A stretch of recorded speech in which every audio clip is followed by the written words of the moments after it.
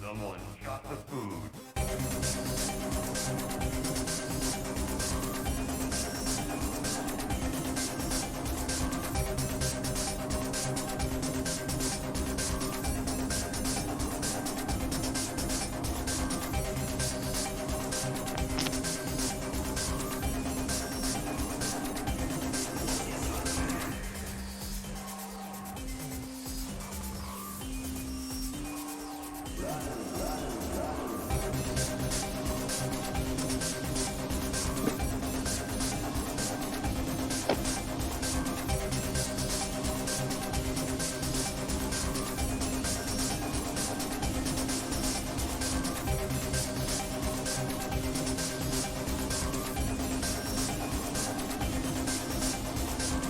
Life force flooding out.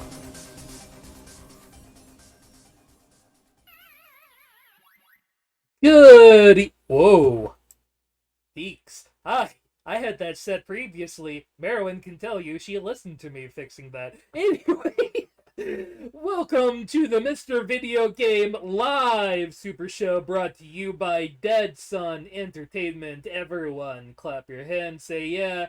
Welcome to the awkward show, because the last week we wanted to do a show, and then literally the hottest heat wave the North has ever seen in the American regions hit. And, it's not worth sitting down and having fun talking times when everybody is literally falling into melty puddles. So we didn't do that last week, and of course, yesterday, a lot of people had off because of the 4th of July holiday, because America is weird like that.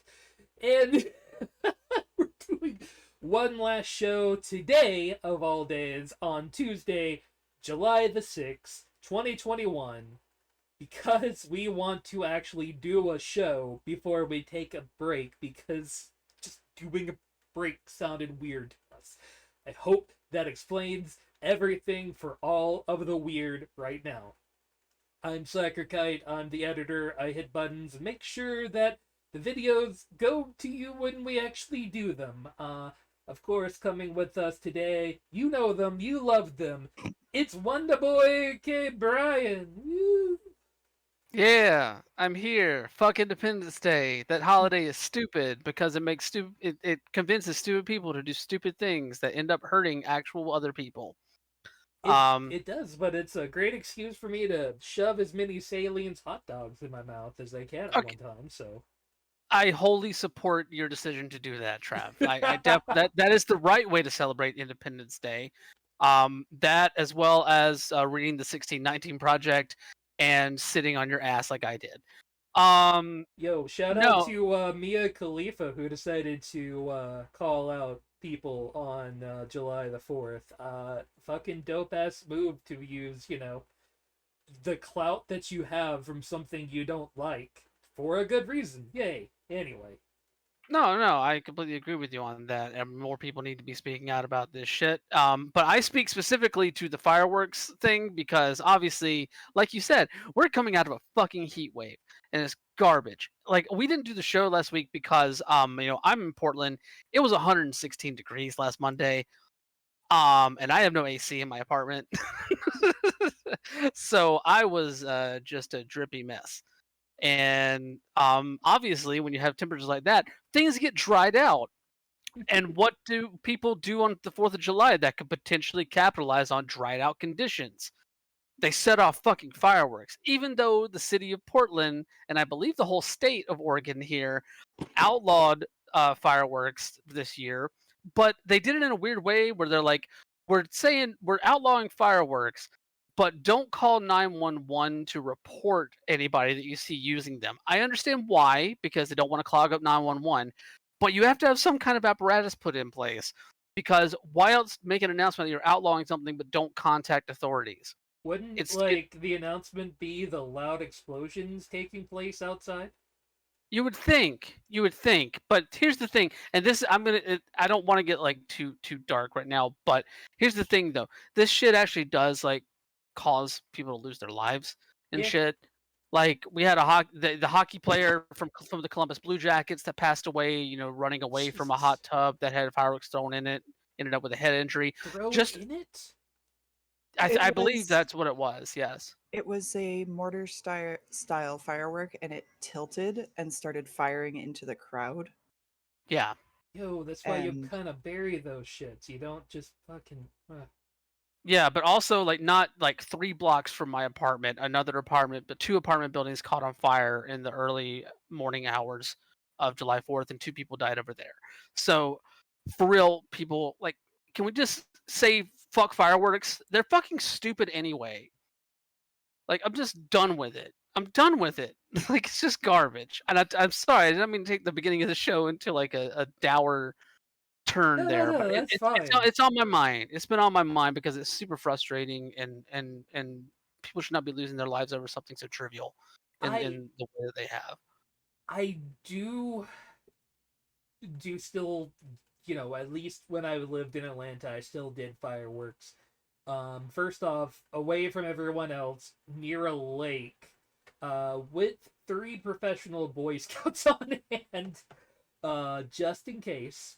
And we didn't do any of the dumb shit, like, not bury your mortars before you set them off, put them on uneven planes, shoot them at each other, throw them at each other.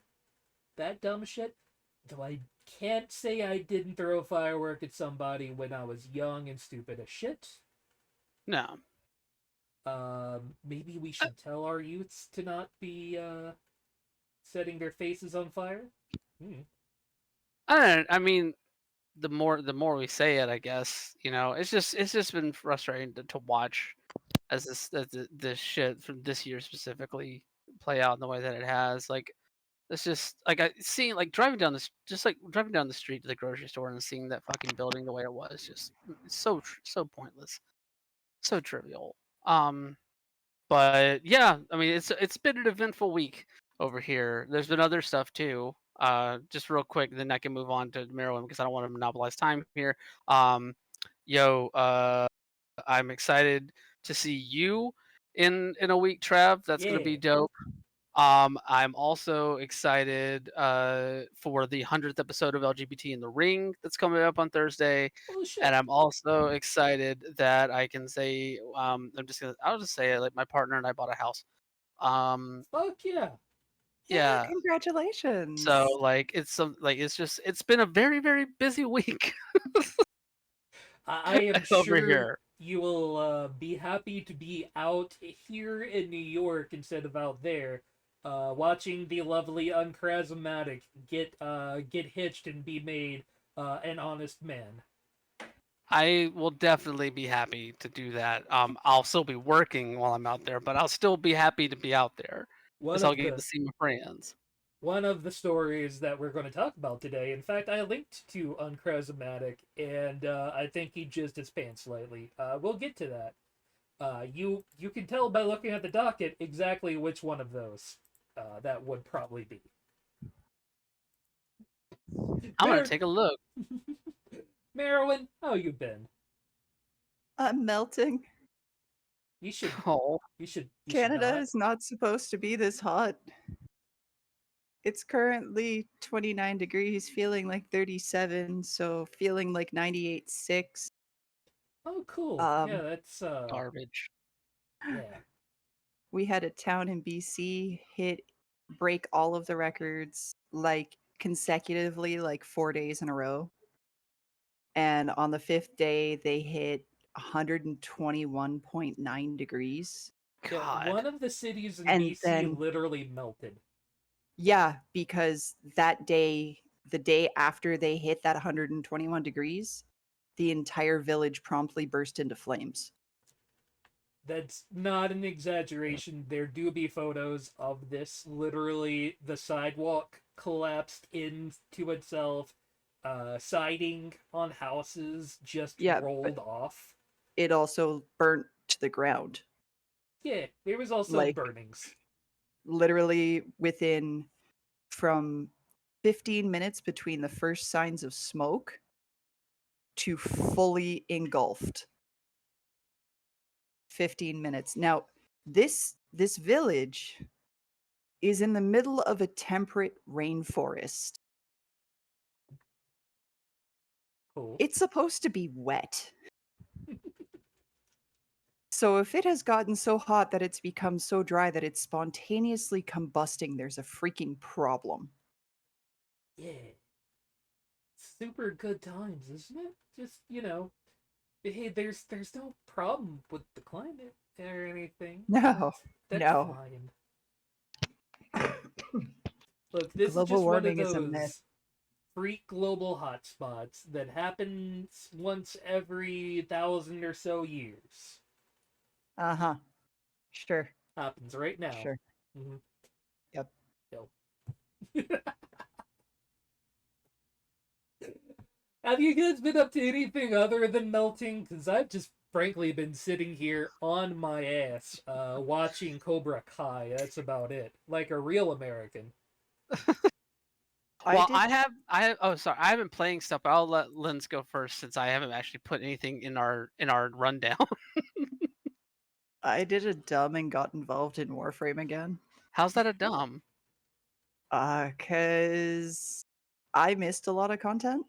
And so now I'm catching up to it. And just as I was catching up, they added more today.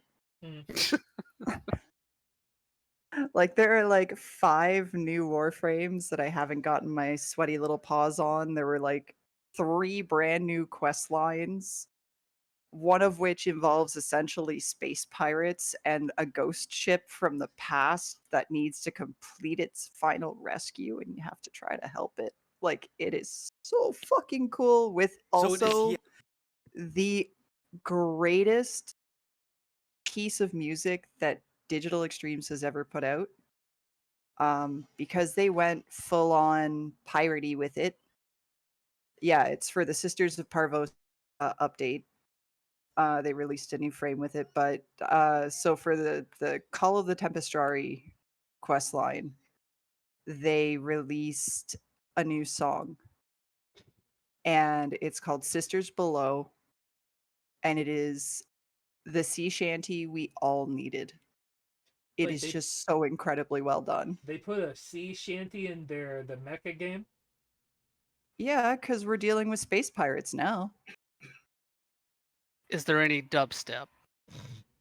Not for this one. This one is like straight up classic sea shanty. That one. So it's the quest line involving her. And it is like just a glorious, glorious, beautiful song. It's haunting, and I may have cried a little bit. Shout out to Original Wicked Fun. I stole your video contents here just for us to look at. And that's the new frame that was released today. Oh, she a pretty little thing. And all of her animations are apparently like Japanese idol inspired, so she's like a cute frame. But But she also also kind of just scary. yeah, she demolishes everything. She's Cool. all water based. Dig it. She's got a secondary weapon that is literally a bubble gun that you use for crowd control. So I'm currently building the lab in our home base right now where we can research her parts. Because I want to build it. Yeah, that would be the bubble gun.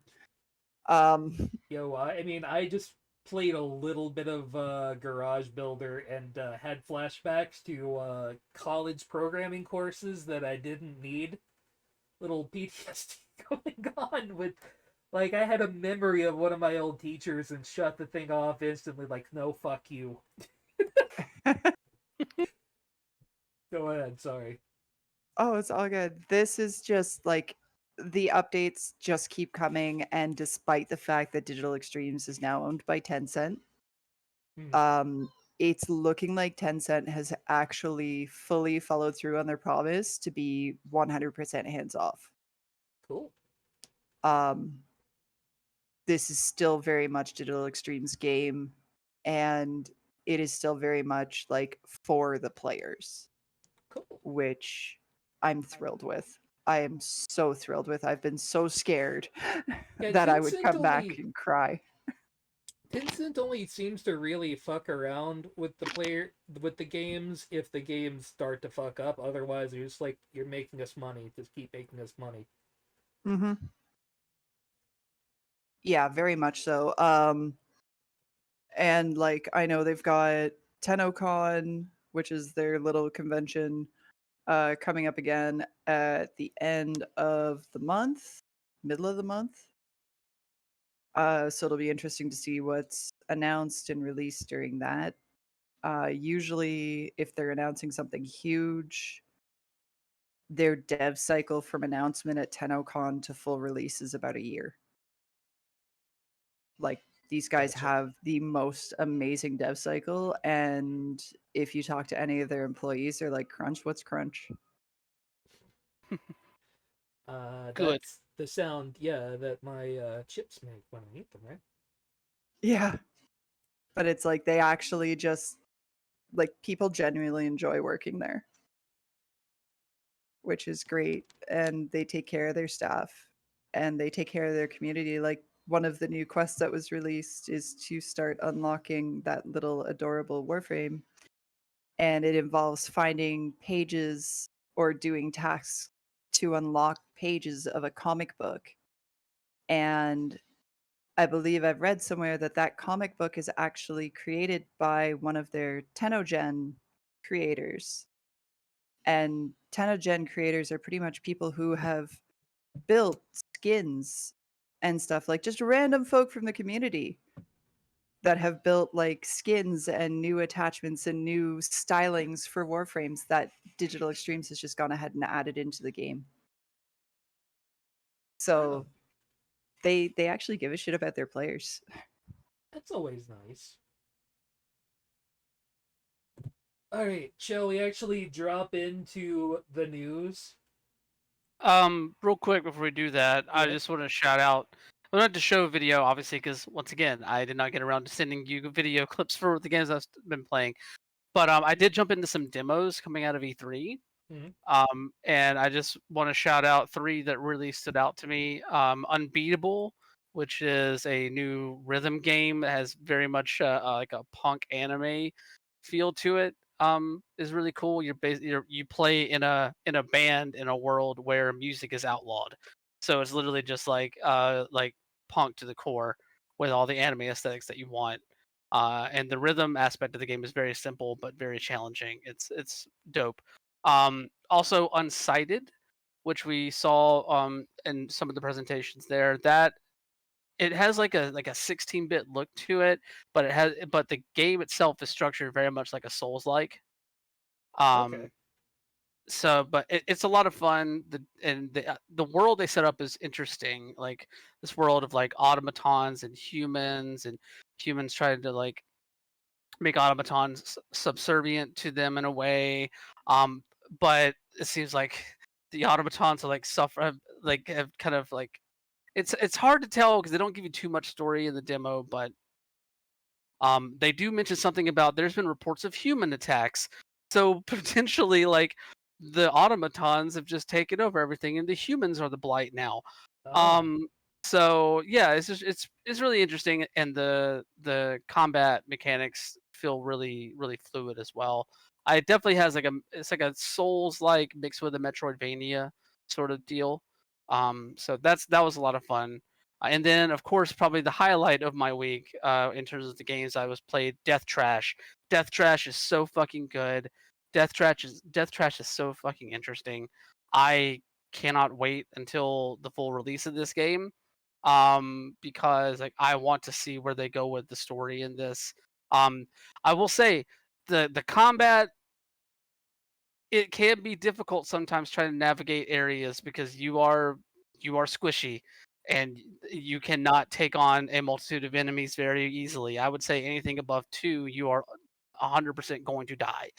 So it does have some challenge in that aspect, but the world itself and the kind of the lore around it, as well as some of the creature design is really interesting. And this idea of being able to kind of like they give you an entire stat line just for empathy that allows you to kind of like speak to these creatures that are basically just like um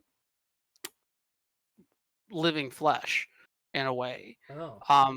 Things that would seem horrific, but there's actually more to it than that if you actually like take the time to invest in that. So I don't know. I really enjoyed what I played of it. I am curious to see what else they have in store. So Sounds cool. I mean, I definitely I like the aesthetic that they're putting on. It definitely reminds me of like a late '90s sort of PC game in a lot of yeah, ways with this layout. And I am definitely not against that, to be honest. It's a good aesthetic that they've got going on for themselves. Obviously, I don't know a lot beyond it's an RPG with this post-apocalyptic aesthetic and all of that, but yeah, looks good. they give you enough of a story chunk in the demo to kind of whet your appetite a bit, and it's too much to get into right now because I know we have news to get to. But I would highly suggest checking it out if this looks at all interesting to you because the story just gives you more to chew on. News. You know, news is overrated. You guys want to go bowling? Do It's people too hot still for go that. bowling? No, Bowling sometimes. alleys have AC. They're too hot to go Yeah, I Yeah. bowling. guess you're right. COVID. I don't. I'm good. I was gonna say I don't think they're open here yet. That's fair. It's things are opening up again here because like 75% of the county has the shot here. So like I'm almost afraid to go visit Atlanta. It's so good being here. In August, I get to go back to Atlanta where people are like, hey, no, the COVID is going to give you 4G. Hmm. It's more about the areas around Atlanta Yeah. as opposed to Atlanta itself. Yeah, but my friends mostly live in like Ackworth and Dallas because the houses are cheaper. Yeah, yeah, they do. Yikes. Any shit. The big story that everyone is talking about today, of course, is Nintendo finally announced the newer, slightly larger Nintendo Switch. $50 more will be coming out this October. Several nice additions to the Nintendo Switch, except there will not be any new processor, memory, etc. Internally, there will be 64 gigabytes of memory instead of the original, still kind of paltry, but enough to get where you're going. And does a good kickstand, better. Honestly, like I'm not terribly disappointed by this myself. I probably won't get it because I'd rather wait until the Switch upgrade. I still do believe absolutely that there will be a Switch with upgraded hardware, but we are in COVID times. This is a decent stopover for the Nintendo Switch. And that screen is real fucking pretty.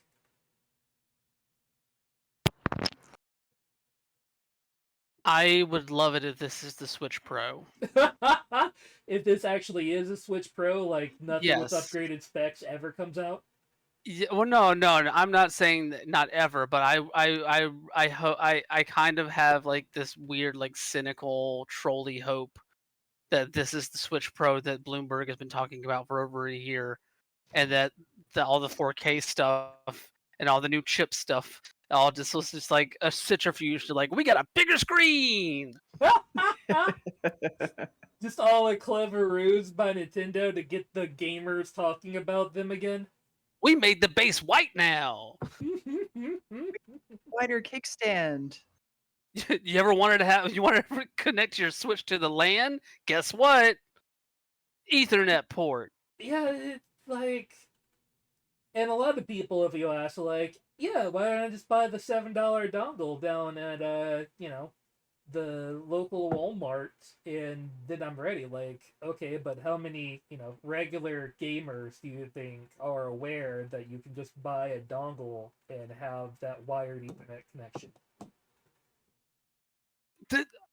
Let's go back to the actual presentation real quick, because like, yeah, like the new specs, they're nice. They're a nice little bump up. I don't know if it's a $50 bump up, but it's a bump up in quality there. There's nothing to really like. I jest, but the actual presentation itself had some very odd imagery to it in a way that just made me tickled and really points to just how dumb some of the approaches Nintendo has taken to like core things that I think should be present on consoles in modern day.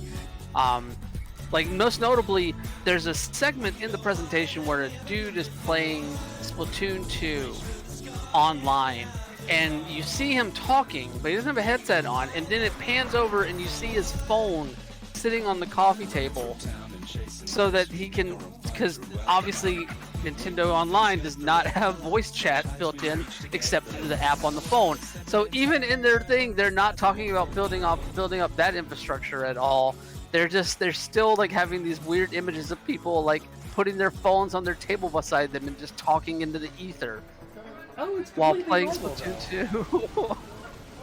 It's just so odd to see it in action though, because like I don't know anyone that uses that functionality at all. Yeah, who actually uses the Nintendo app? The phone app specifically. Checkmate. It's a garbage app. It is. I downloaded it. I have literally never touched it. It's just so weird to me, like that's how they're gonna like show it off. Like we need to make sure we get the phone app in there. We need to get the voice chat app in the presentation. I didn't think about that when I first saw it, but now that I've seen it, I can't unsee it. Exactly. Exactly. Oh God. You would think. Sorry, go ahead. My sister and I, we play Animal Crossing together. And what do we do to communicate? We throw like Facebook Messenger on our phones and just video chat through that. Like we don't even use their little Nintendo app because it's dumb. I want to say though, like, in their odd defense, unless I'm just jumping into the game, I'm usually talking to people over like Discord or an application as such when I'm playing a game with other people, even with games with built-in audio, because most of the games with built-in audio tend to suck my ass. Yep. So yeah, I'm not terribly mad at Nintendo. I am disappointed, just not terribly mad. I don't know. Just seeing that in the actual presentation just made me just like give me a little bit of a galaxy brain moment for a second. I'm like, oh God, this thing. Anyway, that being said, though, the OLED Switch looks good. Like I like that they didn't change the actual size of the tablet portion of it. That they just kind of minimized the bezels on the outside to give it a larger screen. Yeah, I'm sure you always found the bezels on the Switch to be weird in the first place? Like it was supposed to be this size the whole time? Considering where we've gotten to with phones, I am highly surprised at the size of the bezels on the Switch. I'm actually kind of surprised that they are still as big as they are on this one, to be fair. But 7.4 maybe. Come on. That's a quality size. You got free real estate that you can take care of right there. But no, like it looks good. I'm sure that the OLED display is going to make things pop a little bit better. I don't think the issue with the Switch really has been the colors and the color gradients of the stuff that's on there. I think it's definitely, and especially in handheld mode, the main issue with that has been maintaining frame rates on certain games. And that's not changing with this one because it's the same chip. I'm glad they expanded the internal memory. That's nice. That original 32 gig was frustrating to say the least. Yeah. You want to install Breath of the Wild and then maybe 2 other things? Dope. Yeah, even 64 gigabyte. You splurged on us, Big Daddy Nintendo. Like, I am appreciative that there is more, but it seems real easy to get a 128 SD in there, no problem. I know, No. like, one of the TennoCons a while back, I think it was probably the year the Switch released or shortly after, Mhm. DE goes, by the way, Switch players, with this update, the game is now too big to fit on the hard drive of a Switch. You need an SD card. Fuck. Mhm. God damn it. But if you only had a 32 gig hard drive to begin with, and then you also assume like 10 gigs of that is system, Yep. like, so that's not bad. I know on PC it takes up significantly more space, but at the same time, it's just like, you guys need to move this to an SD card. Sorry. You're not wrong. Like, Uh, the SD card at least does read basically as fast as the actual onboard hard drive, so it's another one of those. I'm not too pissed about it, but it's one of those additional costs that the parents aren't going to see up front because it's only a 64 fucking gigabyte drive. Yeah. And as a note, if you're gonna buy a refurbished Switch and you decide to put off getting an SD card for it, don't buy the SD, bring it with you to the store when you buy your refurb. Because turns out that EB doesn't actually check the SD slot to Really? make sure it works. Really? So Peter's wow. Switch, now 5 months in, has a faulty SD slot, and there's nothing you can do. God damn it. Go fuck yourself. Holy shit. That Yeah. fucking sucks. Because how do we know you didn't break it after the fact? Yeah. Ugh. So when buying refurbished consoles that take external storage media, bring a piece of said external storage media with you to the store. I So Go ahead. I guess my question now is that we have this coming in October. Do we see Switch Pro within the next calendar year? Low percentage chance for me, I would say, to see it, but definitely in 2 years, without a doubt, in my mind. Possibly next year, though, but I think that's like a 33% chance next year. Repeating, of course.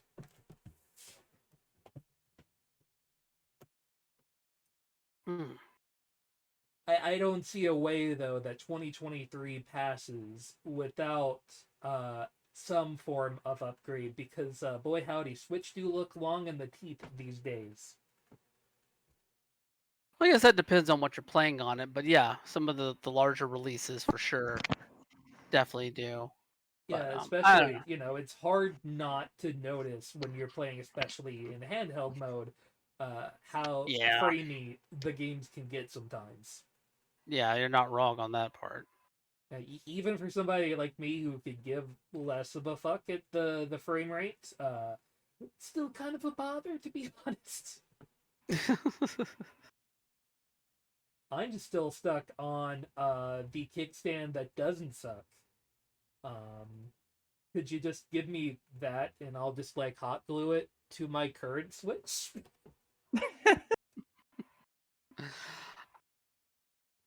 I mean, couldn't you get Because they make like kickstands in this for like the Amazon Fire tablets, which are about a 7-inch display. Yeah, you can. And for a fact, a friend of mine has specifically a kickstand that you like dump your Switch into, and you can use that. But how often are you actually going to bring that accessory along with you when you go outside? Are you actually going to remember this vague piece of plastic sitting around for that one chance for you to go outside and play Mario Party with your actual friends? Hmm. I mean, I haven't really had any problems with the stock kickstand on it. So, Give it a wiggle. but if I use the kickstand, it's just sitting on my coffee table and I've got the controllers in my hands because the TV's too far away and I can't see that far.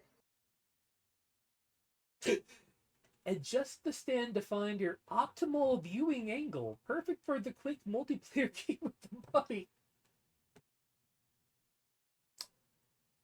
That your kickstand has angles is one of your first selling points on your list. Does goddamn Okay. amaze me. So, it's $50 more than the OG Switch. Yeah.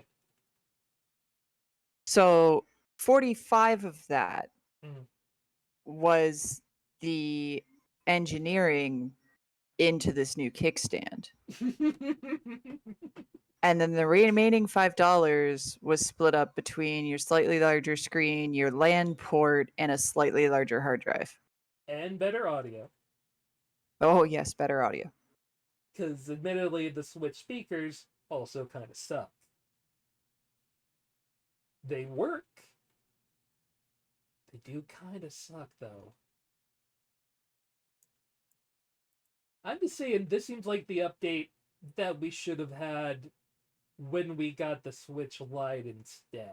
Like, this feels like something that should have came way earlier in the lifetime of the product. I mean, I don't know. I don't know about that because I think that you always kind of want to go with the cheaper version of a product ahead of the more expensive version of a product if you can. But yeah, in terms of like the time span between the Switch Lite and this now, which is roughly like what, almost about a year and a half, Yeah, I want to say. Um, like yeah, that's a that's probably a little too long. I would have been like maybe a year, maybe. Now, granted, that also probably was pushed back. Also, let's be real, because like I talk about like having that a year in between the two. That's also in the middle of the pandemic. That's in the middle of the chip shortage. That's in the middle of a bunch of other stuff. So that probably did push this back a little bit. oh, absolutely. And So like to the people that are real surprised that Nintendo would put out just a slightly changed model, like, did you not have the DS? Or do I mean the DSi, the 3DS, the new 3DS, the new Jesus 3DS Christ, XL? how many different versions of the fucking DS did they put? I will fully admit there is an OG DS in this household and a DS Lite. And that's where my handheld purchases stopped. I still have the original DS sitting behind me. I've got the Game Boy Advance to my left, that's been modded to shit and back, and then, of course, I have the 3DS XL somewhere floating around this room, and the Switch is connected to the TV right now. Ba-da-da.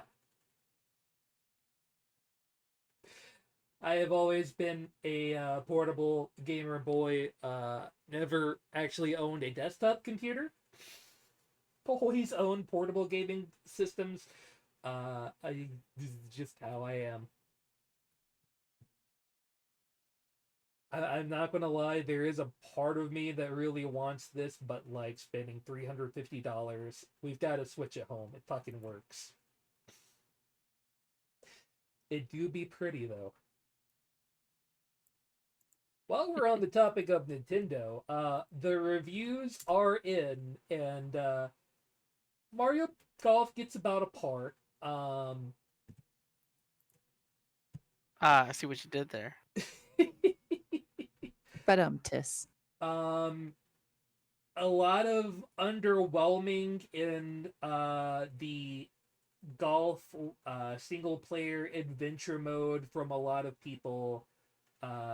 There's a XC golf where you like speed golf a whole bunch of holes with only one countdown timer on the number of shots you've got, and uh, a lot of people didn't really care much for that one. Speed golf is kind of fun, especially in multiplayer. If you can get a good online session, speed golf is pretty fun in a multiplayer setting. And of course, you have your standard golf is always your standard golf. Most of your, kind of additional clubs and things tend to be kind of memey and not a lot of use. Like you get a golf club that would shoot over, like skim across a lake, but it's only that one specific golf club. So how often are you really going to do that? Oh, they show that off here. Yeah. It doesn't really integrate into your multiplayer that much. So yeah, it's fine if you want another golf game. You can play as King Bomb Bomb from Mario 64. Hell yeah. Into it. Nah, everything I've been hearing around this game has been like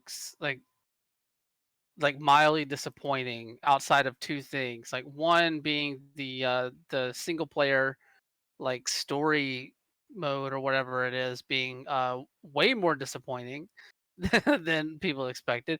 And then the battle mode, like the multiplayer battle mode being much better than expected.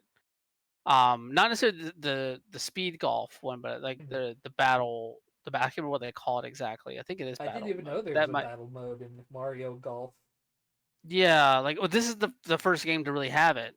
Okay. Um so I'm trying to let me see if I can find details on around that real quick so I can more accurately describe it. But in concept it sounds really cool. Mm. Um so let's see if I can find Yeah, The I think big for question. Oh, like, sorry. I think for a lot of like, especially the multi or the single player adventure mode, they went a bit too hard into the hey, people had so much fun in Breath of the Wild just exploring. Why don't we put a lot of exploration in golf? Because hey, golf is a game about wandering around and looking at different locales. I don't know that those two actually fit well together. Okay, so it's called Battle Golf Challenge is the mode that I'm thinking of. Okay. I'm gonna put a video in the chat here. So basically, it's one of those things where they kind of just give you like an arena with a bunch of holes on it, and the first one to get like a number of certain amount of holes wins. And there's like obstacles there. There's like speed boosts and different things there. So it's not like your traditional like not even like the speed golf mode in the Mm. game where you're out on the traditional course. Which Mario Golf has been good about like giving those alternative modes to play, whether it be like the original having the mini golf mode, and some other stuff. And I can't remember, I know Toadstool Tour had something like something a little bit off the beaten path, but I can't remember specifically off the top of my head right now. So I don't know. This seems like the thing that would be most intriguing to me, just like in the way that it looks and the way that it plays. Um, so also you can play as Charge and Chuck. That's dope. Um, so yeah, I don't know. This mode looks really interesting, and this is the mode that I've seen getting the most love from people that have been playing the game. Mm. So I don't know. Like I think there's definitely something to it here. It just sucks that the rest of it just kind of feels very middling compared to previous entries in the series. Part of me wonders, like, if a lot of they say that they're going to be doing continuous updates on the game as it rolls out, which is not a very Nintendo thing, but I kind of feel like they may have released it in an underwhelming fashion with plans to add more things to it at a later time. And that doesn't sound very Nintendo to me, you know? No, it doesn't. And I would honestly, I would be surprised if that was actually the case. That they did that, but I don't know, because like it's really just because the thing that really I think a lot of people are latching onto that's frustrating is that story mode, and I don't know what you can really do to fix that, True. or if you even really need to fix that. Like it sucks because like yeah, it was a nice little thing for single player to have, but I mean I don't know, like I just don't know what you would do to fix it. Um, and like I know there's been some complaints about the UI on the game, and I don't have much to say about that at the moment, just because like that I haven't interacted with it personally, so I can't necessarily say one way or the other what it's like. But I don't know. Like the more that I read about it, the more I'm just like I still want to play it, but there are certain modes that I think I might be more intrigued to check out than others. Yeah, I totally get that. Like, it doesn't look like a bad game, one you've got to avoid or anything. It's just how much you like golf.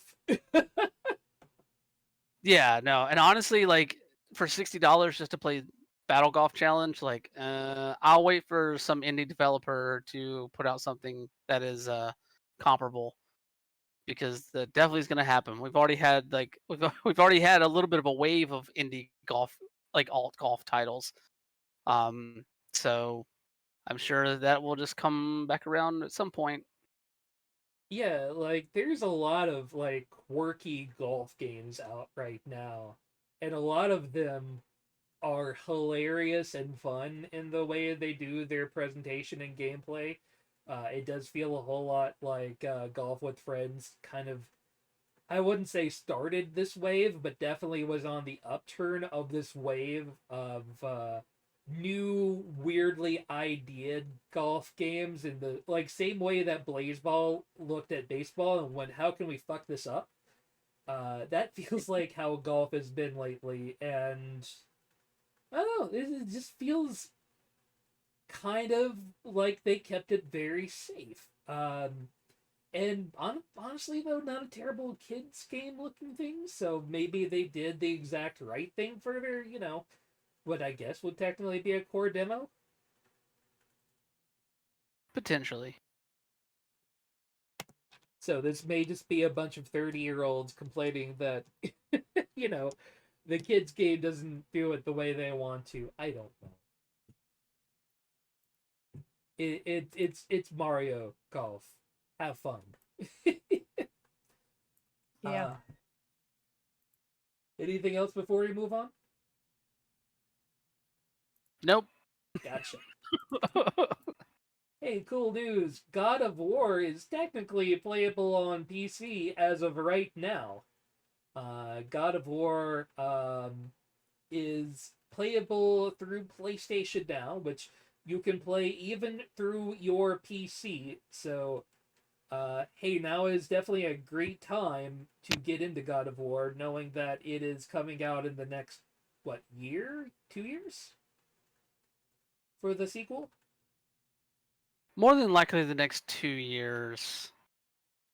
I would say at least holiday next year at the earliest. Yeah, that was about my thought, would be like next year to holiday, but like the remake of God of War, even if you can call it remake, I don't know where to even put this in because it was a continuation of the storyline, but also kind of restarted the storyline. The PS4 God of War. Thank you. But yeah, play it on your PC if you want to. $9 But for a month service. PlayStation Now is so bad. Yep. It's real bad. I have used it. It's painful trying to stream to a PC. I admit I've never used it. Like, I found the xCloud to be good and the Stadia to be eh. So, get what you pay for, I guess. We're working on it. I don't know if they're gonna get it, but they're working on it. Well, good news for you PlayStation fans, at least, if that didn't quite float your boat. On this Thursday, there is going to be a PlayStation Connect coming up. That's actually the next item, but okay, whatever. It kind of flows together anyway. Sony has bought uh, the makers of Returnal. Um, let's see, what was the name? Housemark. Housemark. Housemark. All right. Yes.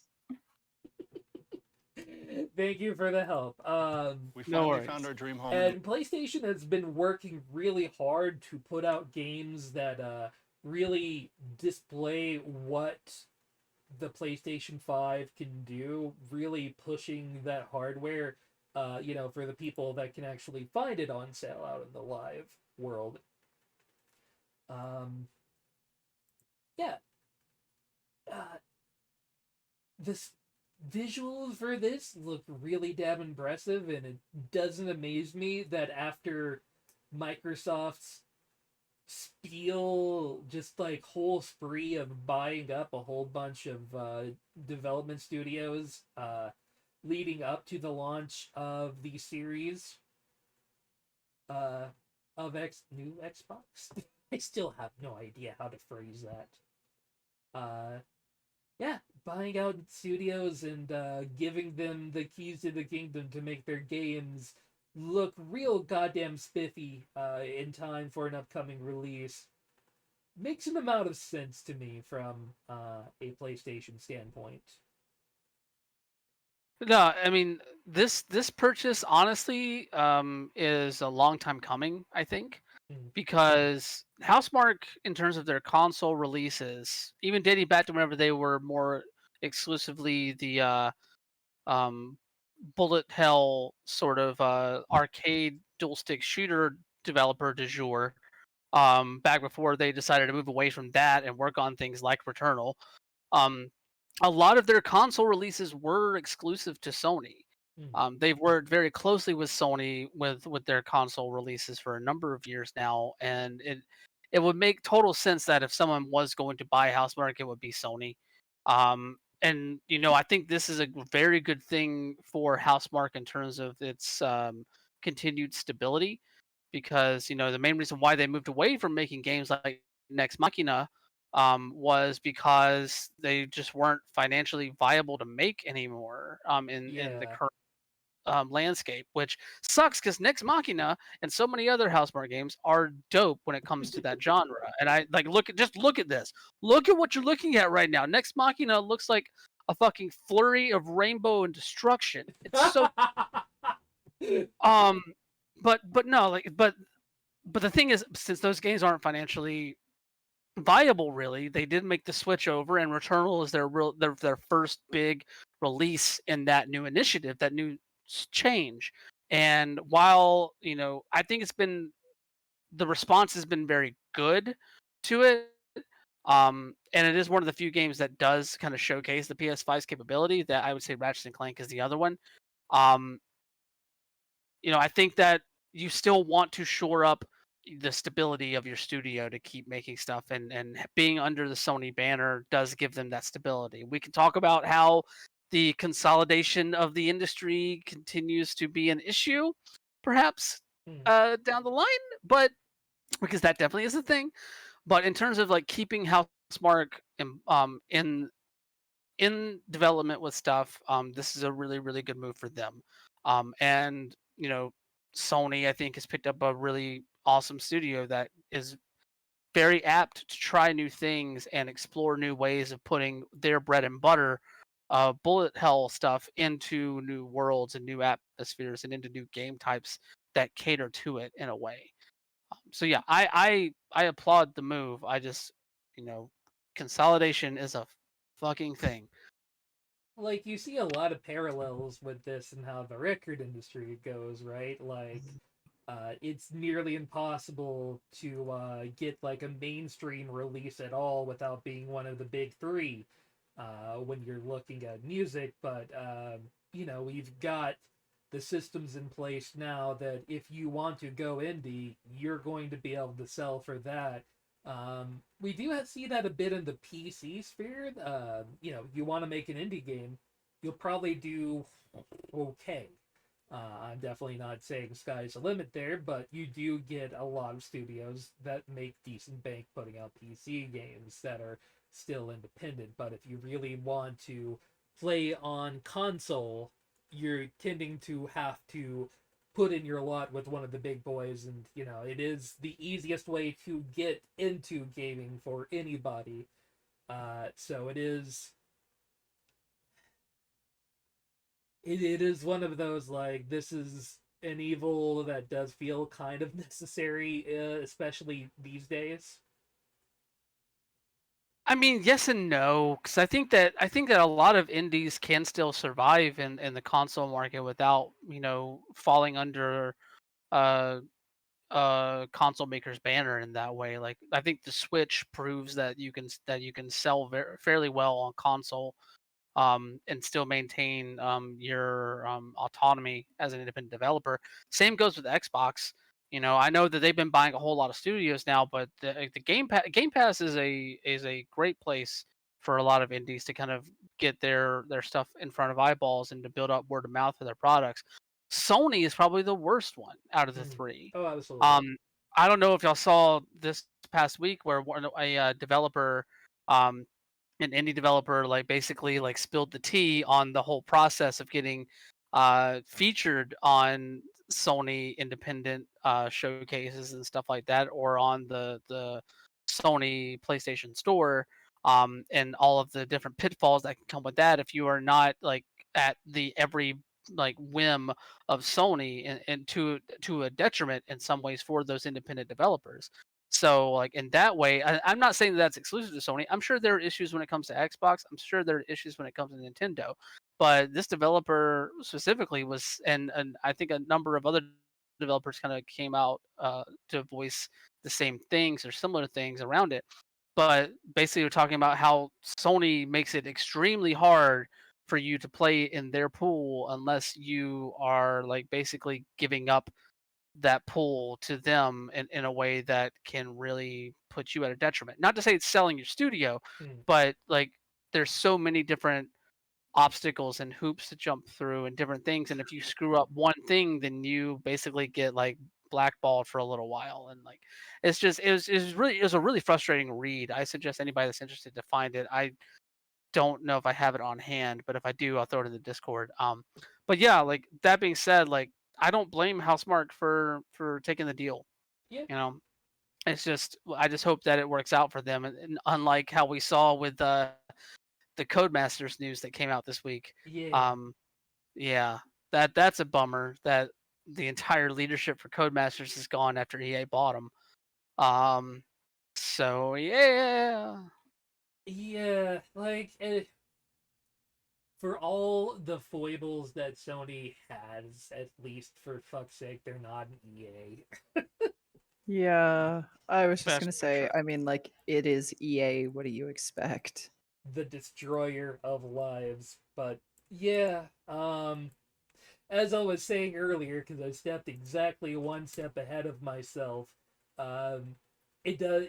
This does feel a little bit like, Sony is definitely gearing up for this Thursday. They have Mm. announced a state of play that is coming out. Primarily, they're going to show off Deathloop, so we're going to get at least 9 minutes of that this Thursday, which I know both Brian and myself are fucking excited to see what Deathloop will look like in live action. Yep. Mhm. So that'll be cool. Of course, there will be no God of War, Horizon Forbidden West, or the next generation of PlayStation VR. Um, I'm still very confused on what Sony is doing about VR in this modern times, but Oh, they got that new Yeah. headset. yeah, when is something going to come specifically for it? I don't know. Look, I we mean, put out a whole fucking console during COVID. Fuck off. Oh, I know. Oh no, it's just gonna be another VR Skyrim. I Oh, still don't get what Sony's trying to do with the whole PlayStation VR. I mean, if you're Canadian, you're already having to spend $1,000 on the PS5. And then it's what, another 500-600 bucks for the VR set? I Jesus. can buy an Oculus for under 300, like one of the Oculus Quests that are completely standalone. And work better than the PlayStation VR. Exactly. Although I But will say the PlayStation VR is probably the most comfortable headset I put on. the PSVR 2 does have Resident Evil 7, which sounds like a real great way to shit your pants. And I'm for that entirely. Big Could have fan of phrased the that better. original HTC Vive. I thoroughly enjoy using that system, and I mean, you can play Half-Life Alyx on it. Yeah.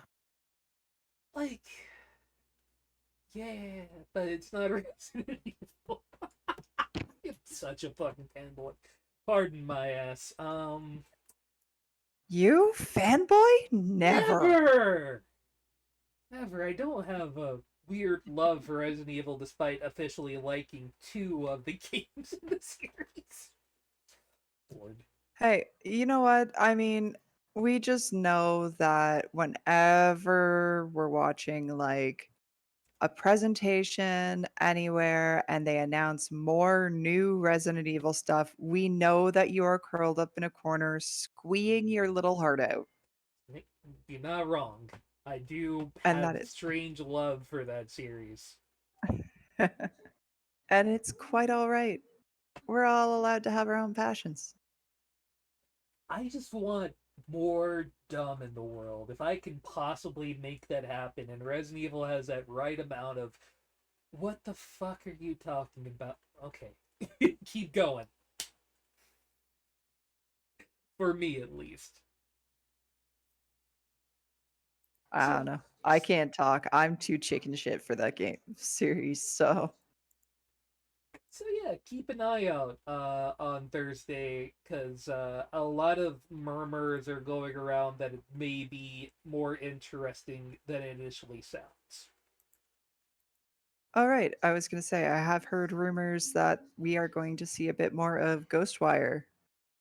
That would be dope. Mm. They did say a good chunk of this is focused on third-party stuff, so would not surprise me at all if we get some Ghostwire news, especially since there was no Ghostwire at E3 this year. Ooh, that's Right. a good point. Yeah, so they're ripe for getting some news out there. I think that game is still slated for holiday This year? release. Yeah. I Yeah, think it's either holiday or spring. But and I'm really sad that I can't remember her name, but are we ever going to have a presentation of Ghostwire as good as we did with the original E3 presentation? Because she was life. No. nope, no. No, but she is at least still in the industry, so don't worry. We'll see her again. I am damn well guarantee it. Yes. Okay, so it's scheduled for an October 2021 release. Okay. But what we won't see this year, and likely not next year as well. Ooh, I got a 404 for this page. I guess I copied it wrong. Fuck it.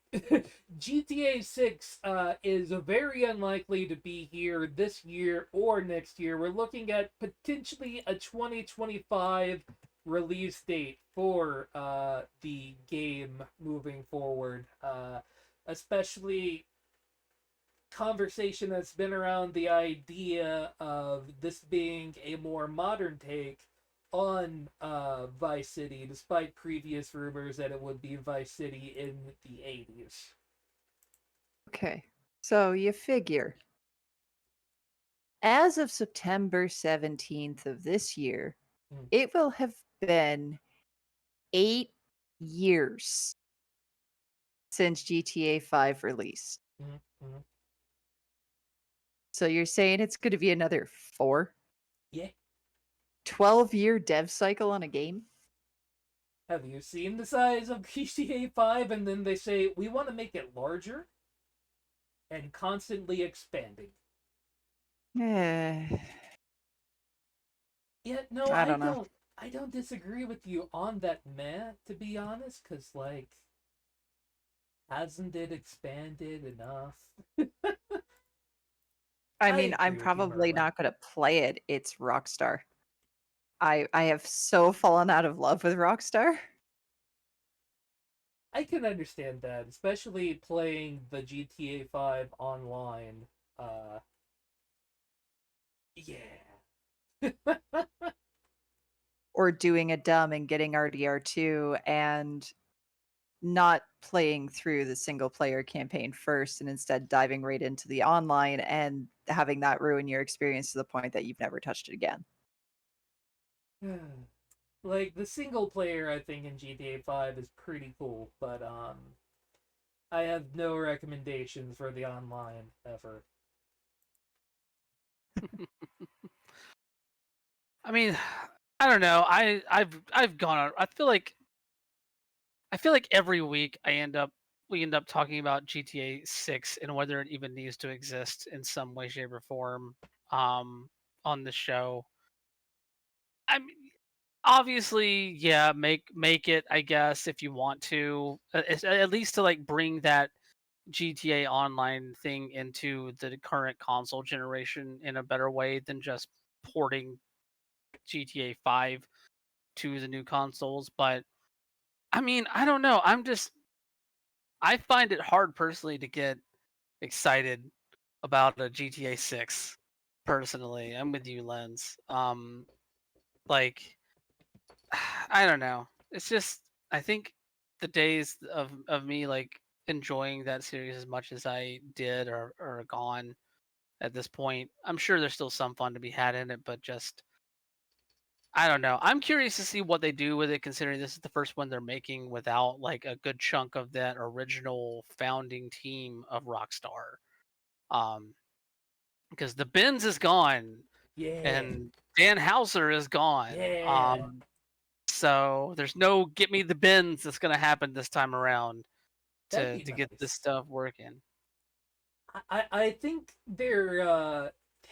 there may be a little bit less bullshit in the game with them being gone. Now, I don't mean that in ways of like there's going to be more stuff in this game. I have no doubt that they are going to put out a sandbox play place that is just going to be massive and sprawling and everything all of the kids could possibly dream for it to be.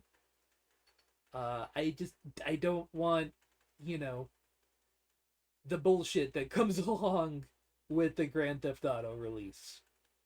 Yeah. And just to throw like a little bit more credence on this, like yes, all this news kind of came from a prominent leaker.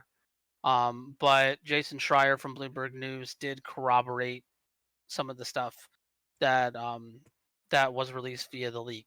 So there is definitely some weight to this. How much is speculative, but I wouldn't be surprised if 2025 rolls around and there's a GTA 6 ready to go.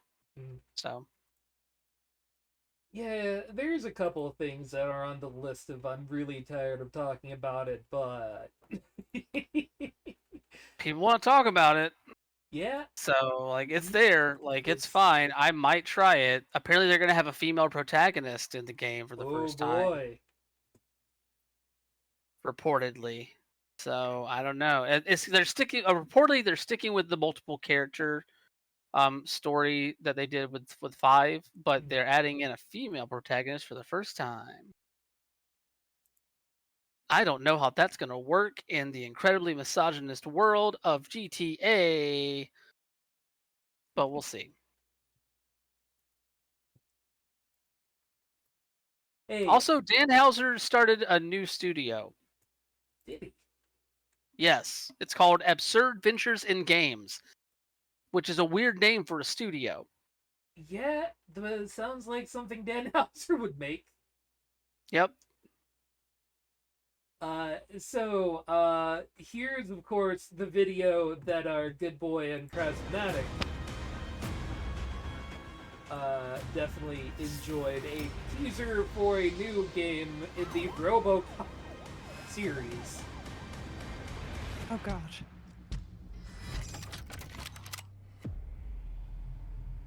I that leg animation.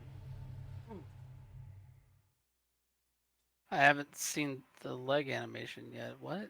It's at the very end of the trailer. Let me I see. it.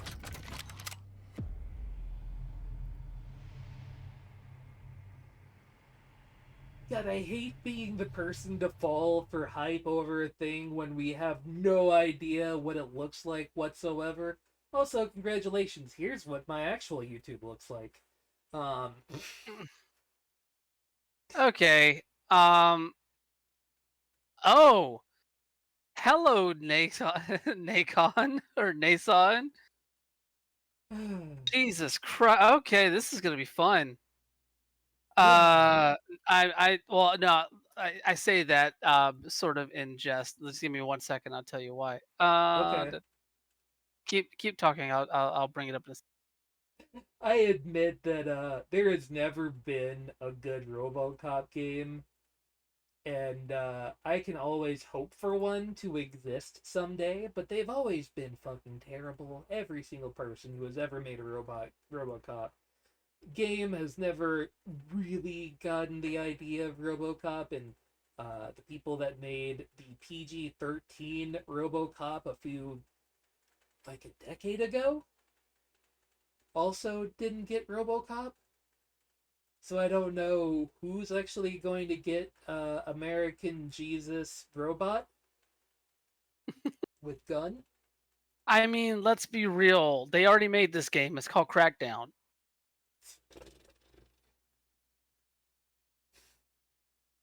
I mean, am I wrong? I'm trying to center myself. That statement hurt me on a psychic level.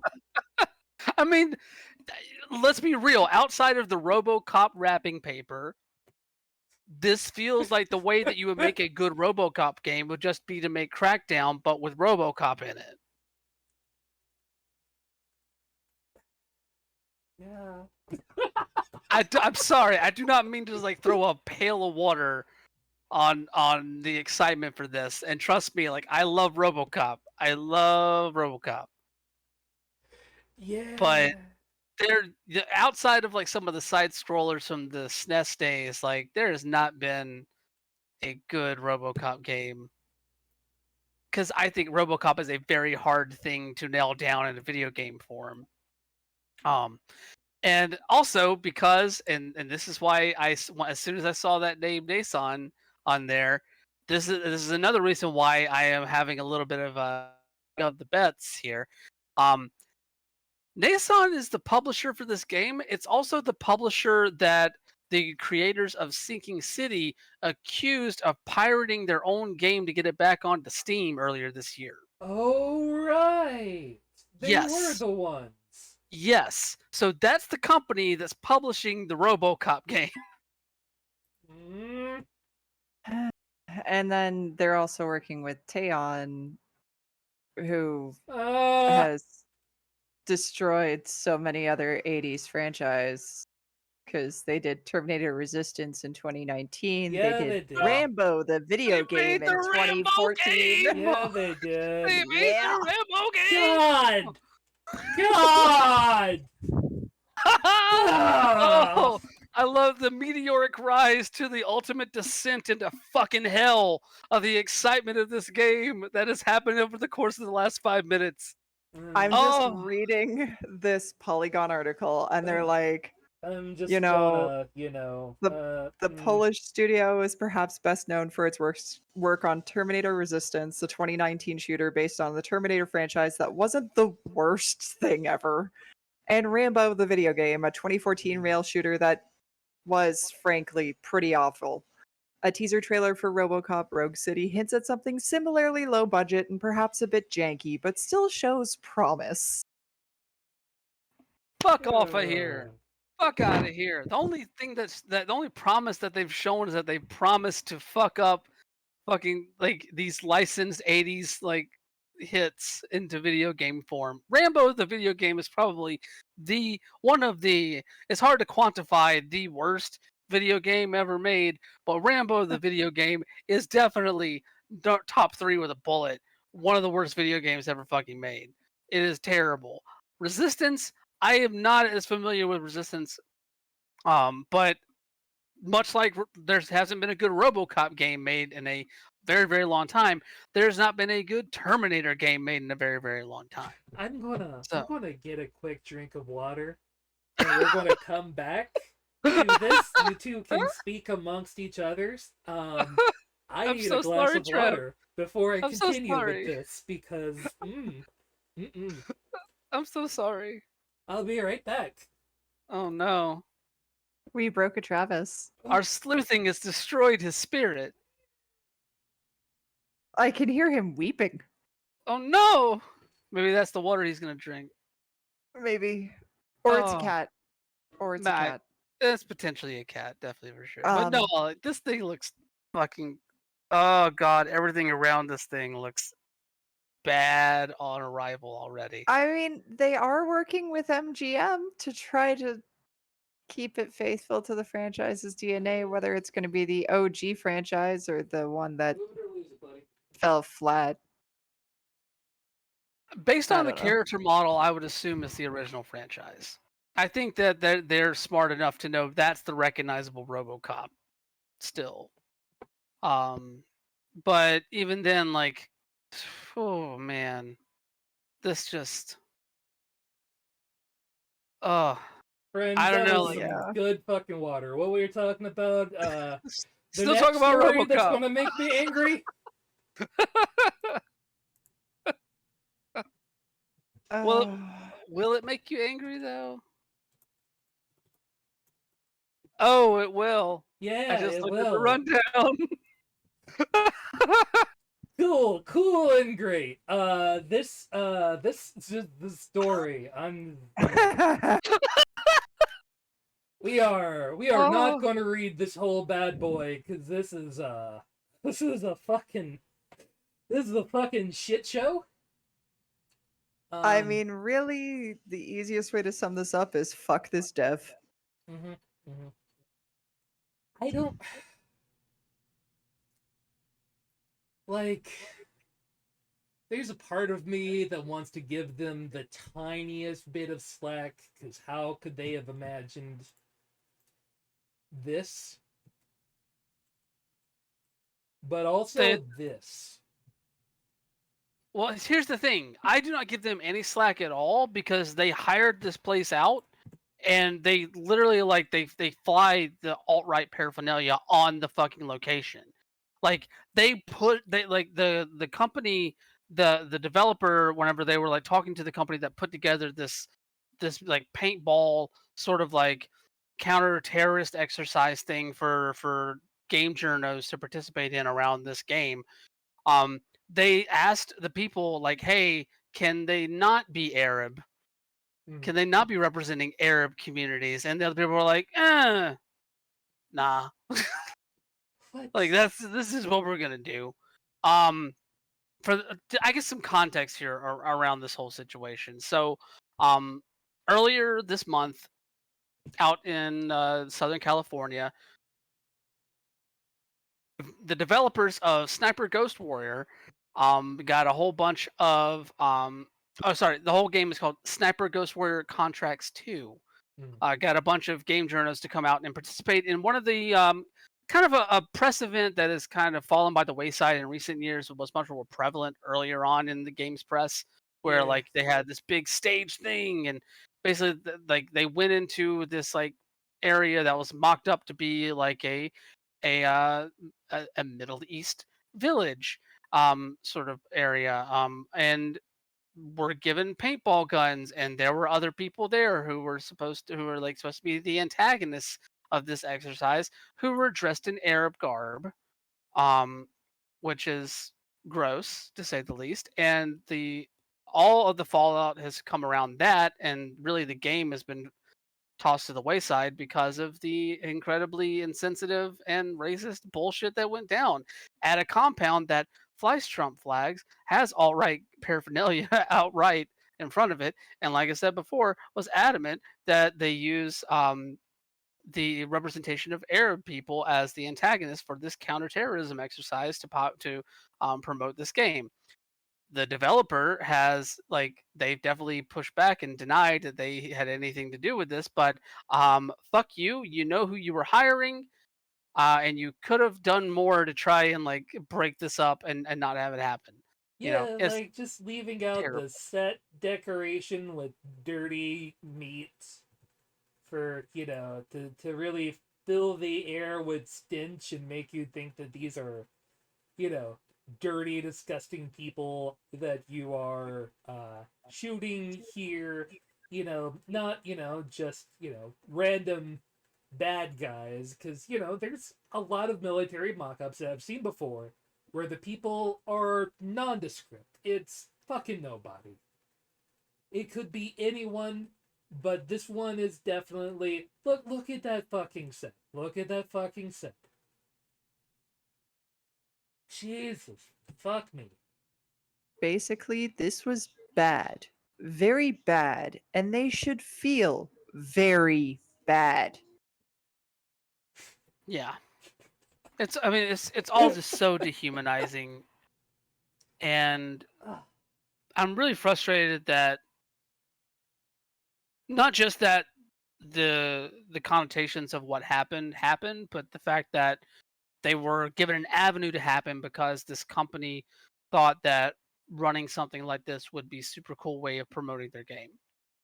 Um, because this, first off, there's a reason why these things have kind of fallen off to the side a bit. Yeah. In a way, because they definitely leave a lot of room for you to fuck up things in the way that this one did. Mm-hmm. Um, Mm-hmm. but even if you are going to do something like this, you have to be on top of everything as a developer or a publisher when working with a third party like this to make sure that you are not being, racist, homophobic, any kind of phobic in that way. They definitely did not do enough work, and they can try and claim ignorance all they want, but the fact of the matter is that their name is still on the receipt and their name is still on the game associated with this, and there's no getting away from this. I'm sorry, like you played a role in this happening, and it sucks. Not necessarily that it sucks for them; it just sucks all around that this stuff still happens in 2021. Yeah. Yeah, there is you know, I really recommend that anyone who gets a chance just sit down and reads this. This does seem like the kind of shit that this was hugely prevalent in the early 2000s, god especially. To Yeah, see setups like this, but they weren't really that cool then, and this hey, let's pump up a bunch of nerds on shooty blast time, and let's aim that at a very specific group of people. It's I have no idea how a developer looks at this set and is like, yeah, let's just send people who are supposed to be talking good about our upcoming game here. well, it should be noted that the developers, they're based out of Poland, so the developers were not able to be there in person for this event. I believe Right. the company is called CI Games. Um, but that being said, you still should know who you are hiring to hold these things. And the fact that they have a giant Trump 2024, the Revenge Tour flag flying from their main building should be a tip off, probably, as to the nature of what they might play off here. And also, just the fact that you're not there doesn't mean that you aren't involved meticulously in the planning stages of something like this, you have to see the proposals from these companies and you have to okay these things. And yes, sometimes people can go rogue and do some dumb shit, but that doesn't mean I don't think them installing a stereotypically Hollywood depicted from the early aughts style Middle Eastern village that is meant to dehumanize and make them the other is something that you just throw up on the spur of the moment after signing a contract with somebody and be like, yeah, we signed this thing here. We're going to do our own thing now. That's a calculated thing. That's a calculated effort. This set did not just pop up yesterday. You can't fucking tell me No. that. No, not at all. Whew boy. Okay. Let's just keep wandering down just the trade of things that won't die. Is to talk about GameStop again. Great. Because the CEO of Robinhood, who you might remember as the company that first bailed on the GameStop stock, that was the major place people were buying and reselling the stock previous to this, because they're Robinhood, they're for the people, was their statement. So now, since the government is investigating them, they were subject to a record fine on Wednesday. And more to come. A fine like what they received is a slap on the wrist. Yeah, $70 million. Fuck off. Yeah, that's nowhere near enough. Yeah, but there is a lot more coming. And God, I hate to say it, I don't think we've heard the fucking end remotely of the GameStop trading stock. Well, no, we haven't clearly because yeah, they filed to go public as an IPO on Thursday, and part of all that filing was revealing that there are 49 class action lawsuits against them dating to the related to the GameStop stuff right now. They are still under investigation by multiple government agencies relating to the pausing of trading. And like the headline says, the CEO's phone was seized as part of those investigations. So Oh, this is not going away anytime soon. no, Mm-mm. no, this is the story that's only fucking picking up right now. Oh, I've lost my mind on this show today. Yeah, fucking take the CEO's fucking phone. I hope that you never give it back to him again, because I don't think he deserves to own one. In fact, take away all of his things. This whole shenanigan has just been wild to sit here and watch. And it feels like it just keeps getting more and more bizarre as every day goes on here. Just listen to this list. I think this will be a good way to end this. This is the list of organizations that are currently investigating, or at least seeking testimony from Robinhood officials as well as the CEO of Robinhood. The United States Attorney's Office for the Northern District of California, the U.S. Department of Justice, the Antitrust Division of the Department of Justice, the SEC, FINRA, the New York Attorney General's Office, and various other state attorneys general offices. Not to mention a bunch of securities regulators at various states. So yeah, they got double-digit or government organizations at both the state and federal level looking into this shit. Amazing. Just. All because they paused trading of fucking GameStop.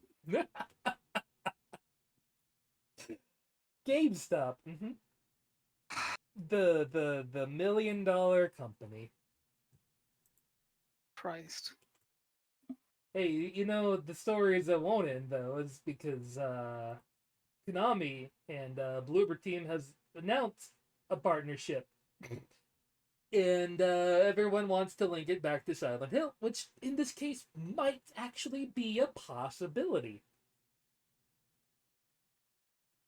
This one might actually, for real, be Silent Hill. Finally, after 3 years of every week seeing what Here, might be Silent Hill. here's the thing with this, and I'm glad that we're not talking about the abandonment thing again this week because like that, I am so glad not to dive down that fucking rabbit hole. But the interesting thing around this report is that we already knew that Konami and Bloober Team were at least like working through an arrangement, Mm-hmm. working through a an agreement before this news came out.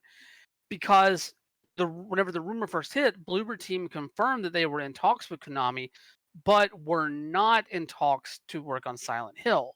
Mm-hmm. According to Bloober Team, they were trying to talk to Konami about doing a separate horror franchise.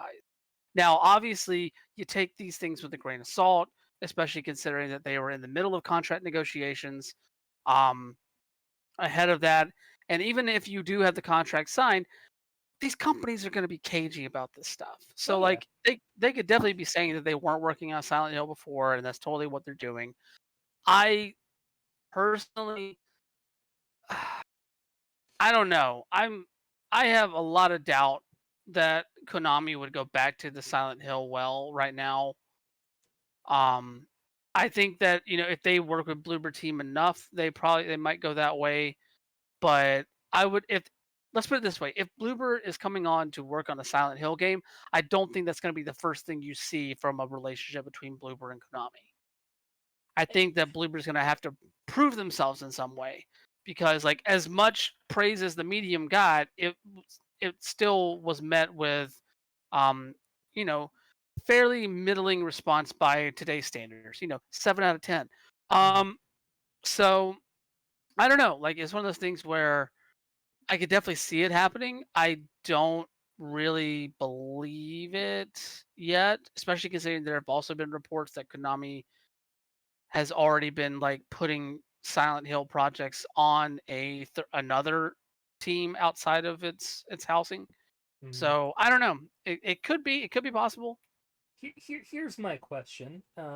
After all of the third-party Silent Hills that have been produced, and they were all awful, why would you buy another? Like every time Silent Hill is like, hey, we're gonna make a Silent Hill with an outside party, and we're gonna take a new look at Silent Hill. It's awful every time. It's a fucking gong show every time. The individual, like the people that made Silent Hill good, are long fucking gone. Why would we want this new Silent Hill coming from Team Bloober?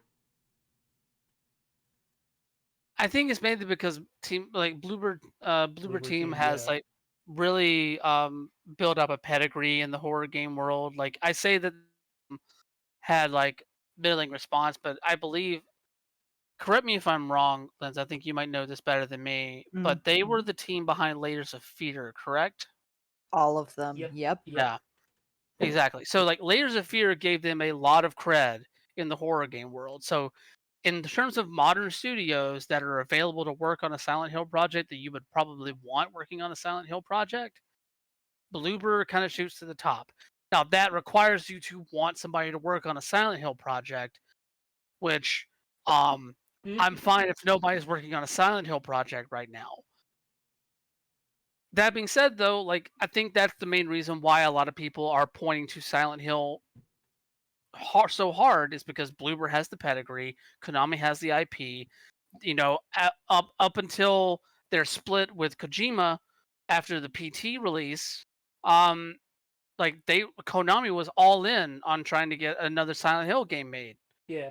But that obviously that all went to the wayside. So I would not be surprised if they might be itching to get a Silent Hill thing going right now. I just don't think that Bloober, their first project, is going to be that. I think that Konami might feel like there's some proving to be done. I don't necessarily, that's all speculative on my end.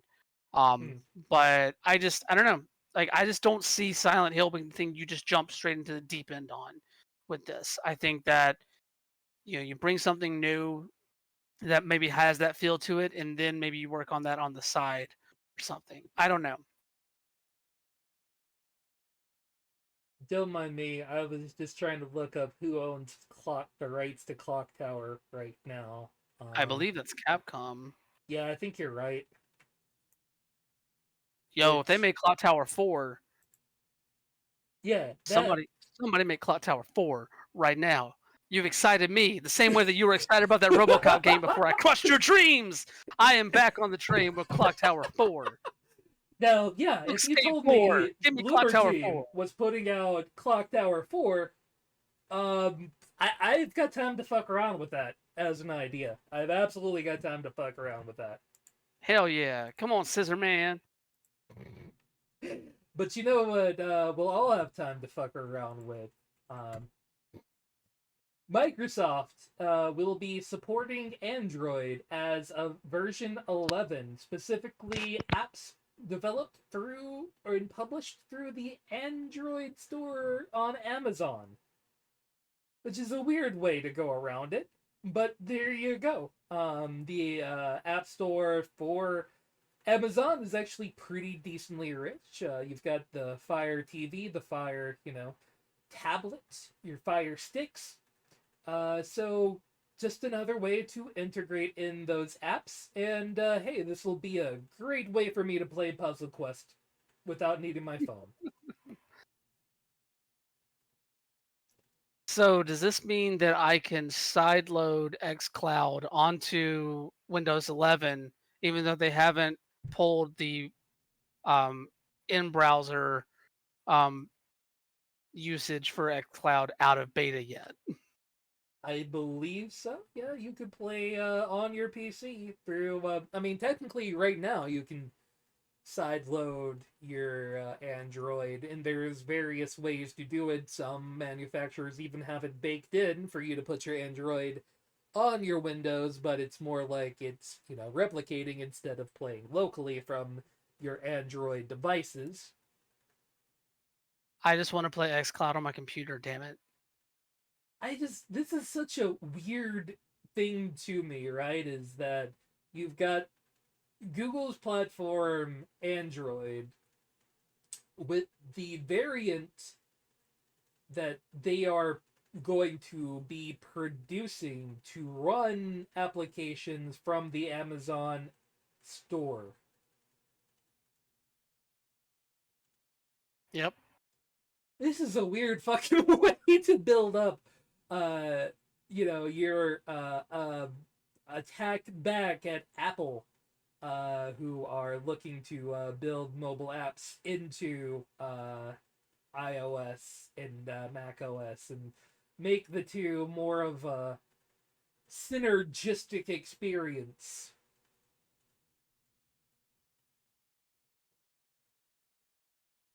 I mean, it's interesting just in the fact that you have Android apps running on Windows, which is just like just that alone is a kind of bewildering thing. But honestly, like this kind of falls in line with a lot of like Microsoft's talk in the gaming world too. Like it's very much been about synergy. And while those walls have been harder to break down than others, I think that um, Microsoft and a number of other people, sans Apple, are realizing that you can work together and expand your market share in a way. Especially, I think Microsoft kind of realizes like Windows Store not necessarily the go-to place for stuff, even on your Windows laptop or Windows desktop. So I don't know. I like it. I like the move. Um, yeah, I'm still just bewildered that there's a Windows 11 coming out. It just makes me laugh. I mean, Yeah, Windows 10's been around for about the amount of lifetime that usually they'd be looking at a new OS with, more features. So, I mean, to me, the timeline fits. Whether people will really want the more Mac-like approach that it looks like Microsoft is building in. Going back to its roots, just Yeah. ripping off Mac.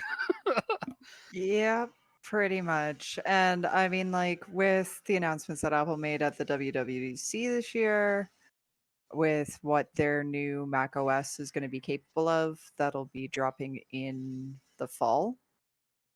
Microsoft is in panic mode.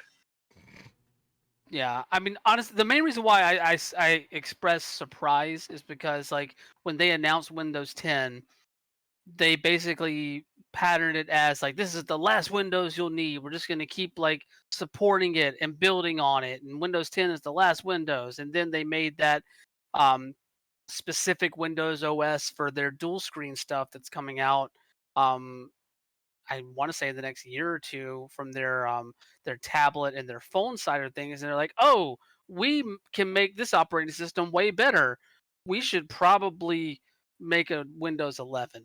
And then it got leaked, and then that leak sped up the announcement timetable, and it's just been a whole big thing to watch unfold, and it's made me chuckle multiple times in the time span that I've watched it.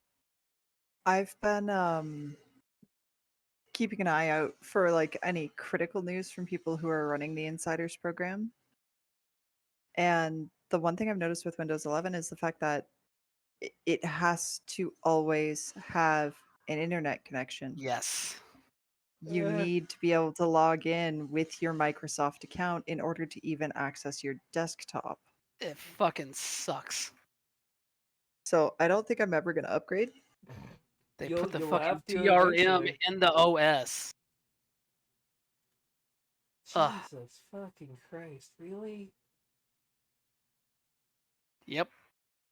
I mean, they tried to do that with Windows 10 too, with some of the later updates. But basically, if you're doing a fresh install of the current version of Windows 10 now, all you do is ensure that you have no internet connectivity when you do the setup, and it never actually prompts you to connect your Microsoft account. But apparently, that workaround does not exist with 11. No. This has just been a bad second half of the show for you, Travis. I'm sorry. I'm sorry, sweetie. I mean, my brain's gone to ghost town since the RoboCop. Honestly, probably before the RoboCop, to be honest with you. I'm not going to say I've had a terrible time here or anything. Far from it. I'm very amused. But yeah. As somebody who does a lot of hardware and admin work and all that wonderful, delightful stuff, having an always online connection to your OS can eat my dick. Mm-hmm.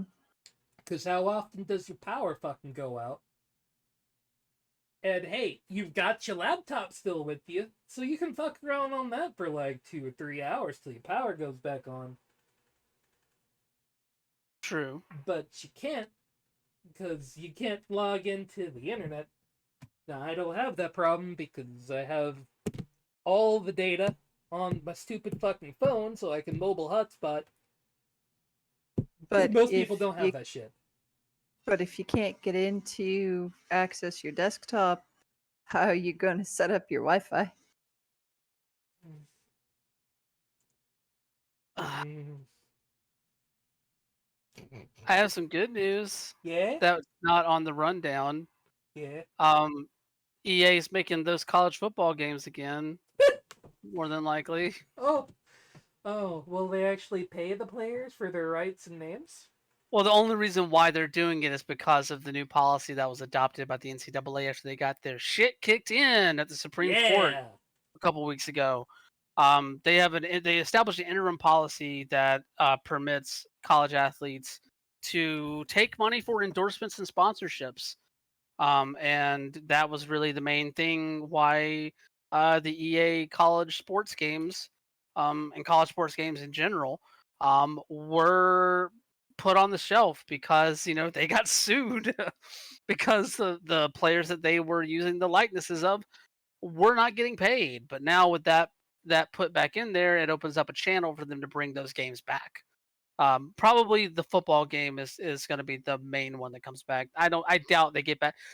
I doubt they get back into college basketball because of the fact that they can't get professional basketball right over at EA right now. So, but yeah, I mean the college football game is probably going to come back in the next couple of years. We'll see. But yeah, that's some good news, I Yeah, I could guess. fuck around playing, 4 quarters as the Dogs. Yeah. God, what if the Owls somehow get They're on? D1. They're D1. They are D1. They could get in a fucking football game. That's so weird. They could. It depends on if they want to put the FCS teams in it, but yeah, they definitely could. Oh, for those who don't know, after I left, at least, I don't know if Brian happened to still be at our former alma mater, where we met doing actually him and Buddy and Charismatic did the talk show for Kennesaw State, and sometimes I would just show up. Just I have nowhere to go. Do you need a guest to talk about nerdy shit? I can do that. They got a football team after we left, or at least after I left. I don't know if you were still there. So funny story. I Yeah. was working for the university newspaper at the same time I worked at the radio station Yeah. for the sports section. And guess what? I spent a good chunk of my time there reporting on. I literally broke the story that they were getting a football team. Right on. Okay. I interviewed President Dan Papp, the scummy butthole that he is, and I broke that story about the Kennesaw State Owls getting a football team, and they had not played yet by the time that I left the school, but they had built the stadium, and the soccer team was playing at the stadium. The women's soccer team there was playing there because I got to call one of the women's soccer games at that stadium. That's a nice stadium. It's a nice stadium for a suburban, small scale sort of place. Okay. No, I dig it. But yeah, so yeah, I'm intimate knowledge with the Kennesaw State football team at the very very beginning of it, but I'm still yet to go to an Owls football game myself. Yeah. Good old Ed Bonzo. Hope he's doing well. I'm sure he is. He pops up on Facebook from time to time.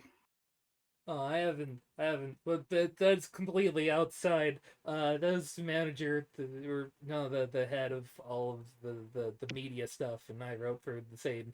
I wrote for the Sentinel too. That's I nearly got sued while writing for the Sentinel, so that was fun. Where I got threatened. Yeah. I got threatened by Ed Bonza. What did you do to Ed? So okay, I guess we can get to Mr. VG, Mr. Video Games after this, but yeah. So whenever I was at the radio station, I not only did I do that show you were talking about, but I also did a sports talk show with my buddy Andrew, and one time we were talking about an op-ed that somebody wrote in the Sentinel. This was around the time that the Thrashers were leaving Atlanta, and I was very very adamant about wanting the Thrashers to stay because I love the Thrashers. That was the hockey team in Atlanta, the latest hockey team in Atlanta that left years ago now. But I remember distinctly, like Andrew and I were on the air. We were talking about this op-ed, which was a bad op-ed, by the way. I can't remember who wrote it. I don't really care to remember. I just remember it was bad. Bad take after bad take on why the Thrashers should leave. And at the end of it, Andrew said like this column should have been written in crayon because that's the kind of that's the kind of intellectual nature that I'm paraphrasing. The main thing was though that we said this thing should have been written in crayon. And Ed was listening to the show and during our break came down from his office, came into the studio and said, "Guys, can't do that.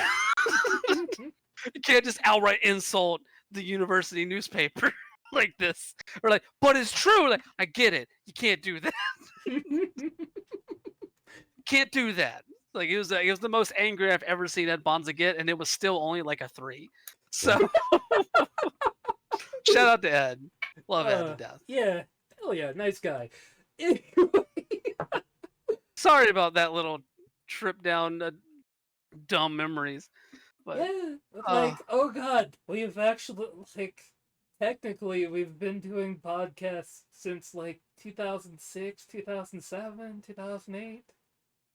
yep, God, fucking. right around there. Here's to a decade of talking bullshit and, like, 5 viewers. Yeah.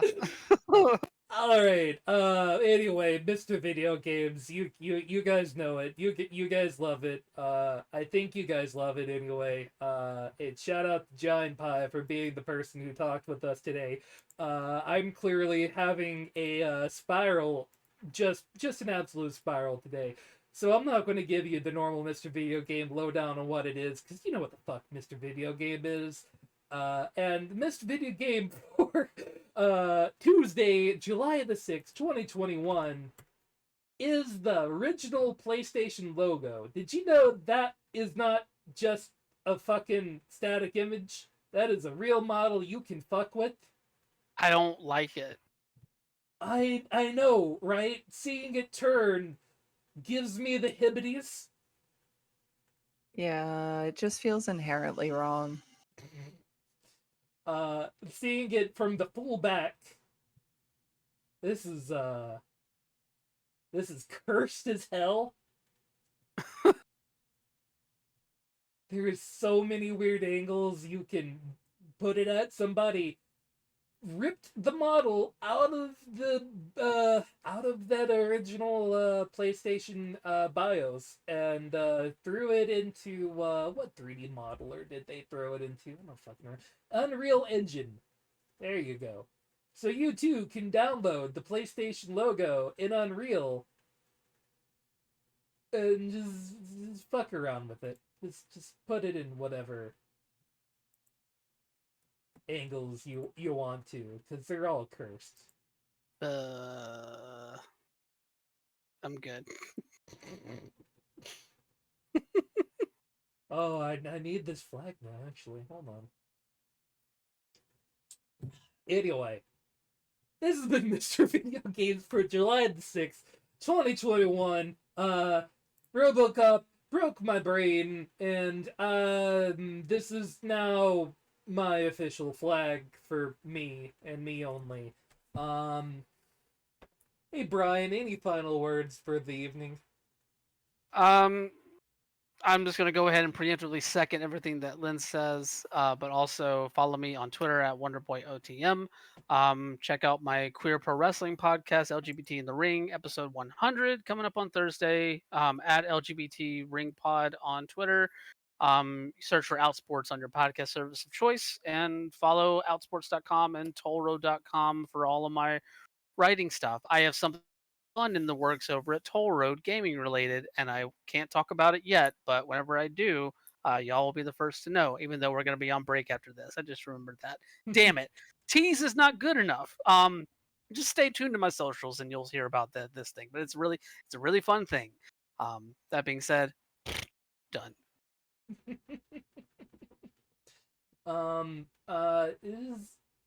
Fuck Paul Atlas. Anyway. Oh, agreed. Fuck Paul Atlas. Come punch me, you stupid fuck. Lady Merowyn, do you have any final words this evening? As always, don't forget to love each other from a socially distanced standpoint. Wear a mask, wash your hands, get vaccinated, please. be the change you want to see in the world, and just be cool. And honestly, guys, try to take that last run literally, especially if you're living in the Pacific Northwest or, anywhere north, because we're all melting. So, have a good night. Thanks everyone who listened or will listen to the VOD once it goes out. Thanks for anyone that listens to us rambling as what we do every week normally, but we're about to take a break until mid-August, and we took it at the weirdest time thanks to the environment being on fire. But yeah, we'll be back, and we look forward to being back here for you guys to talk about things. And certainly in the next few weeks, I have no I know that there will be some real weird shit for us to come back and talk about once it's all over. But if you want to talk to us in the meantime about it, there is always the Discord where we sit around and yell about shit all day, mostly politics these days, because that there's always something there. But hey, there's all sorts of great bullshit for us to talk about, commiserate, love, and do all that together. So come on by, it's a good time. Thanks everyone for your time. Have a good night and a pleasant tomorrow. Fuck capitalism. Bye.